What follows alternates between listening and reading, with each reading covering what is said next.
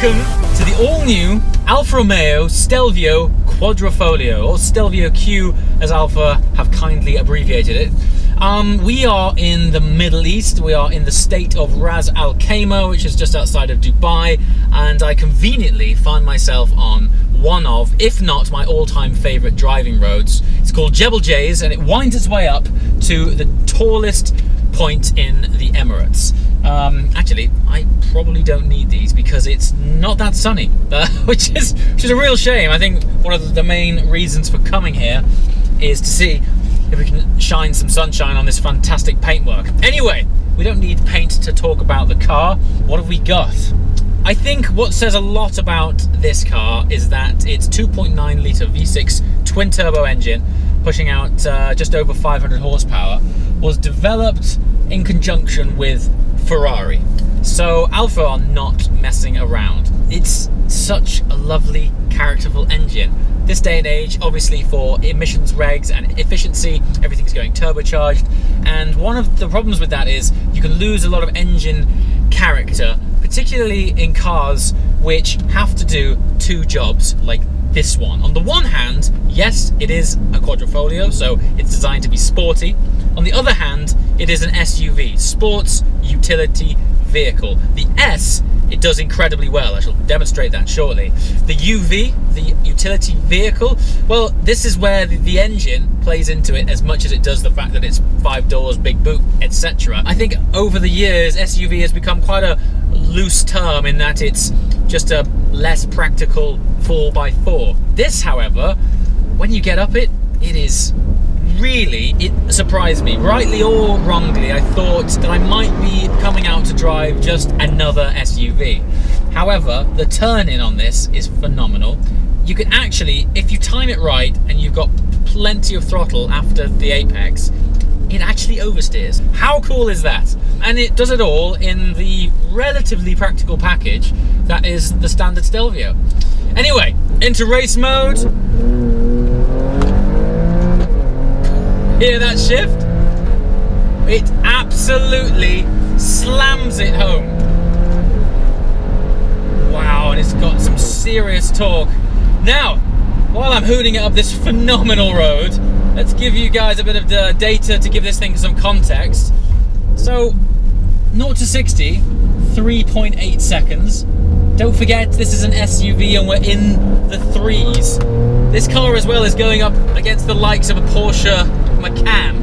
Now, what makes this a little bit different is that it actually weighs 100 kilograms less than a Porsche Macan, which means power to weight is greatly in favor of this car. But also, it seems that the center of gravity is very well placed. It's light. It just handles so well.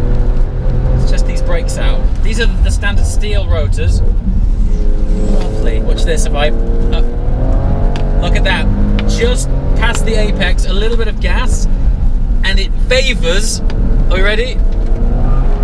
A tiny bit of oversteer rather than understeer. How happy does that make you? Very. This is quite clearly a car for mums that take the school run very seriously. Very confidence inspiring. This car has to be two cars in one, and it's mostly to do with the whole efficiency thing these days.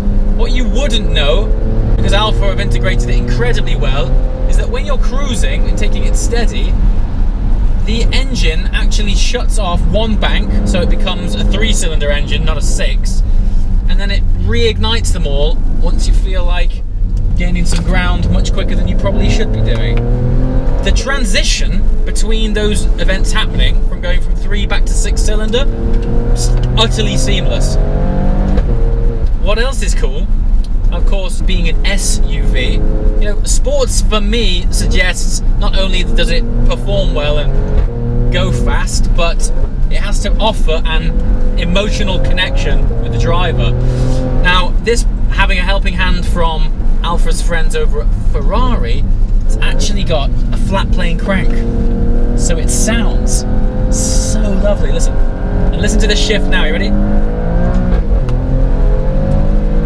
It's got a nice whip crack on the upshift. I'm pretty sure SUVs shouldn't be this good. It's amazing. Wow.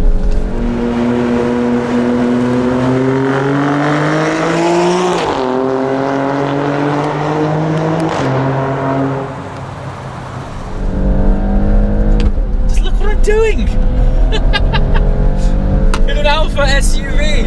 And that's something else to mention. This is Alfa's first 4x4 quadrifoglio, and they've absolutely nailed it. And the sun's coming out. It's a good day in JW's. Minimal body roll considering. Under heavy braking, you can trail brake this car in. So what I mean by that is you can brake into a corner while you're gradually turning into the corner. Often in cars when you do that, if they're not performance orientated, you often get the back of the car getting quite light because all of the weight transfer has gone to the front of the car. And so you get this sort of squirming effect. This isn't doing that. Now, partly because while this is 100 kilograms lighter than the competition, it's still just over an 1800 kilogram car, so it has got plenty of weight to keep itself planted. But still, you know, we're still shedding off a vast amount of speed and sending it all the way to the front where the engine is, and it's putting it down wonderfully. I want one. I would like one of these, please, Alfa Romeo. Oh, if not for that gear shift alone. This truly is an SUV now. Just by putting this gearbox in. I mean, the engine's fantastic, but you can't just have a great engine. The number one thing is it's inspiring me to keep going. I just want to keep driving. Well done, Alfa.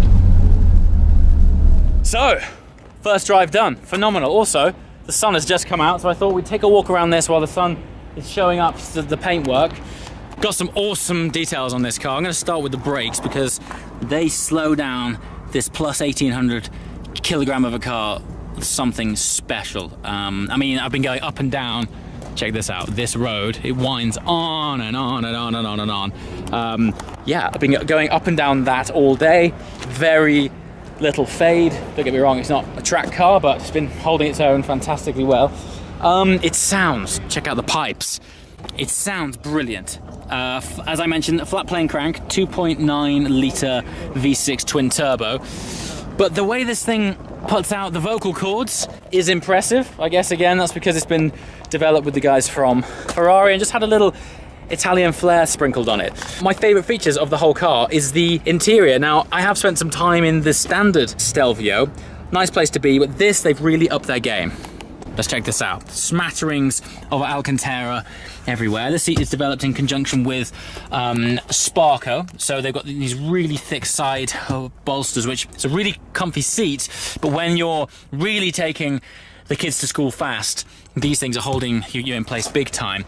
But it's the use of carbon fiber. The whole side of the seat here, carbon. Nice carbon trim on the wheel. Alcantara clad on top with matching red contrast stitching. Alfa Romeo embossing on the headrest, but this I think is my favourite feature. The carbon backed sculpture of both of the front seats. Look at that. What a great place to be, huh? You wouldn't mind having a back seat if you could stare at that much carbon all day. And again, carbon door inlays. The whole thing, I really like. I could genuinely see myself owning one of these cars. I think it's awesome. And they sound great too. Now, little details like vents on the bonnet might not seem a big deal, but when I pan back like this, look how much more aggressive it looks for it. Really subtle, but great flair. Yeah, I'm a big fan of the way this car looks. It's got excellent stance. The side profile is great. Yeah, really impressed all round. So there you have it. My first drive in the Stelvio Quadrifoglio.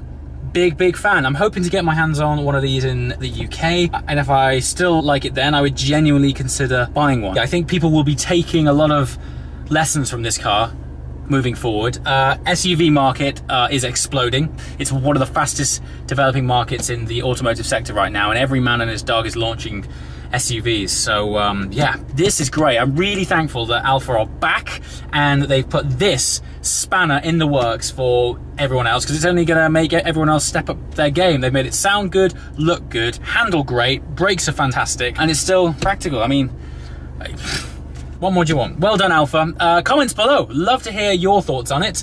Would you go for one of these over a Giulia Quadrifoglio? Depends on what you're after. No doubt about it, the Giulia, better for drifting.